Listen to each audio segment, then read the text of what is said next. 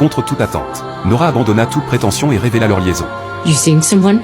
Face au déni de son mari, Nora a abandonné toute comédie. Cette nuit-là, elle avait été témoin de leur liaison sordide. Elle l'a averti que s'il persistait dans sa trahison, elle remettrait à la police les preuves de sa fraude financière, laissant Chris sans ressources et ruiné. Chris était à la fois furieux et terrifié. Il n'avait pas prévu que sa femme était déjà prête. Même s'il divorçait, il repartirait sans rien. Mais ce qui s'est passé ensuite l'a obligé à revoir complètement son opinion sur cette femme.